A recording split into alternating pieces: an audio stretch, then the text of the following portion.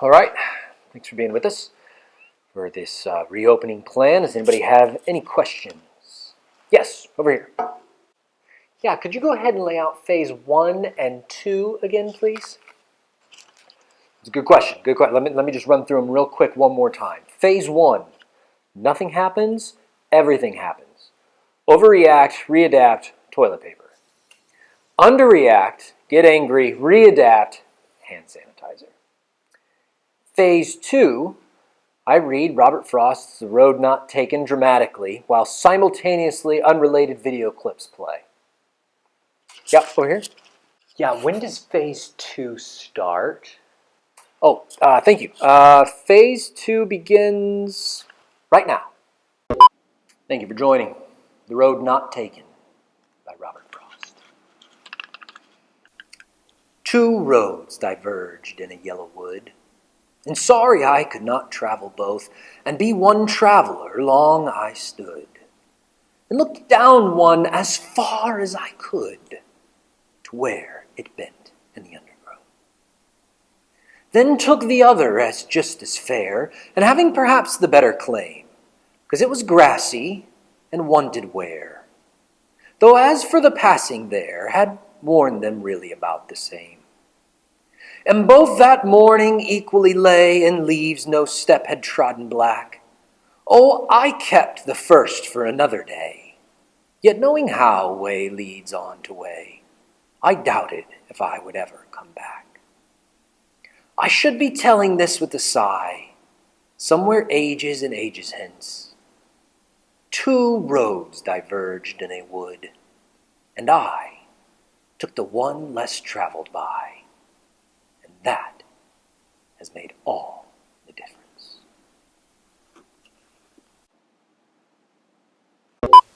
Welcome to the bottom of the comedy barrel. I guess clearly I'm still going to be using props.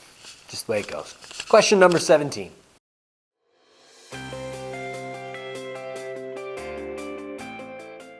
As we really start this ramp down on the first section of the Catechism, coming to the end of this God, creation, law, and the fall section, we're teasing out a little bit more specifically what going against God looks like, what being in violation of the law is. And in question 17, we look at a specific subset of the broader category of sin, and that of idolatry, although it is probably the largest piece under the umbrella. Many things can fall under the category of idolatry. The question reads, question, what is idolatry?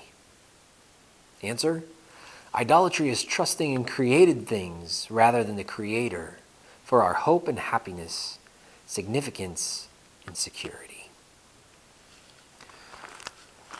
So you see in that question and answer a really concise idea of idolatry, which is, again, under that broader umbrella of sin, we have that specific idea of being idolatrous, of placing an idol that is trusting in something other than God for our happiness, or as the answer says, for our hope, significance, and security. And the verses that the Catechism uses are in Romans chapter 1, and I think they're good, so I'd like to just read those out. First one in verse 21, for although they knew God, they did not honor him as God or give thanks to him, but they became futile in their thinking, and their foolish hearts were darkened. Then jumping down to verse 25, because they exchanged the truth about God for a lie, and they worshiped and served the creature rather than the Creator. There it is. The idolatry of the heart is the service of creation as opposed to God, the Creator. And we can frequently think about that as this odd notion of bowing down to a physical idol.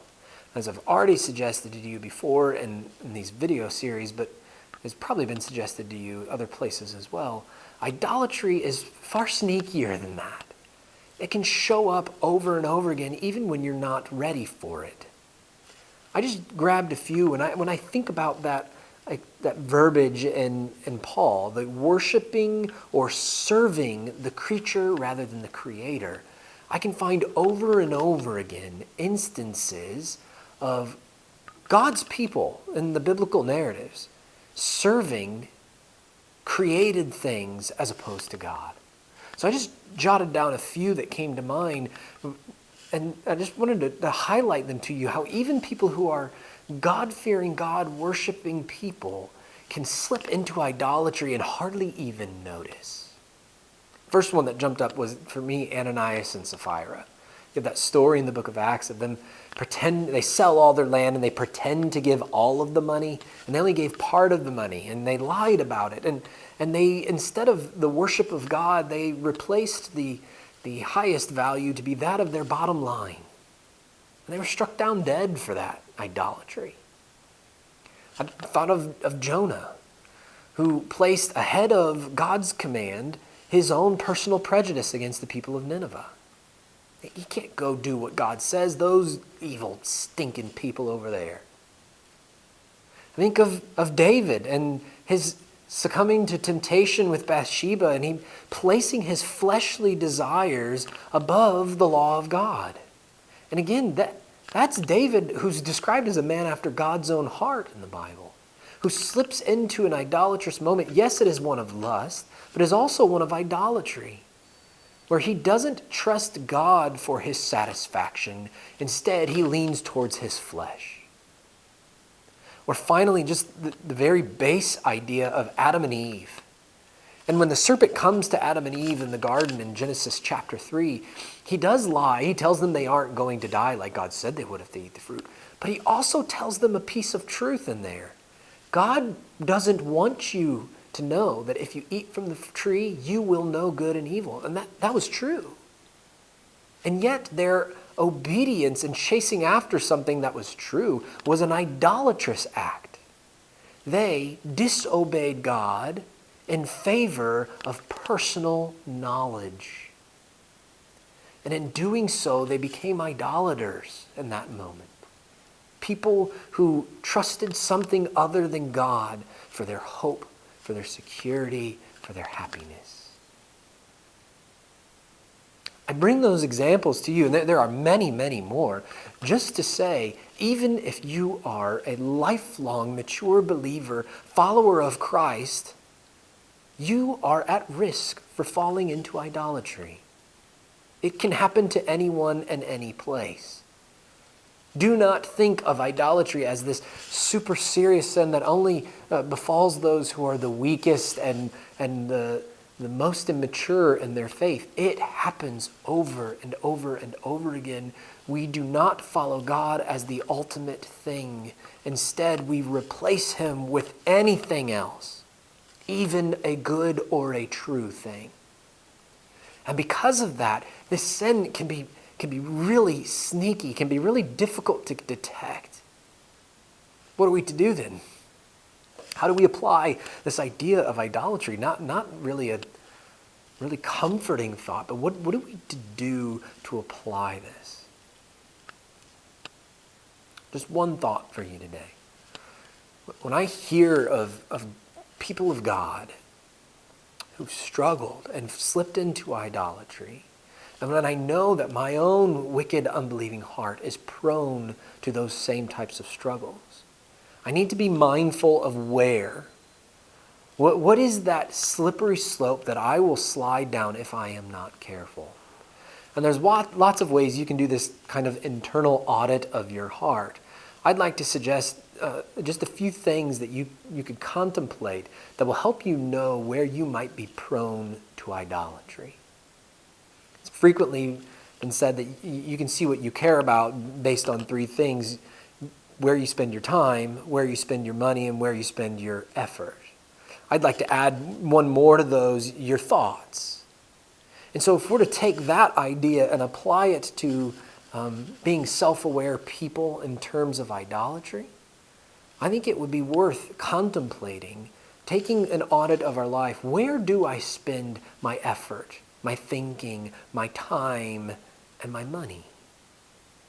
And when you put those four things together and you sit at that intersection and think about what are you doing most in that intersection right there, you will know where you have potentially crossed into idolatry or where you are prone to struggling with idolatry.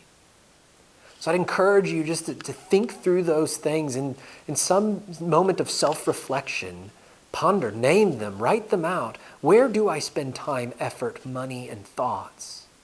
And what do I need to do to safeguard myself against slipping into idolatry and the good things that God has given me?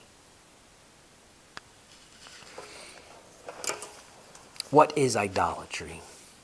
Idolatry is trusting in created things rather than the Creator for our hope and happiness, significance, and security.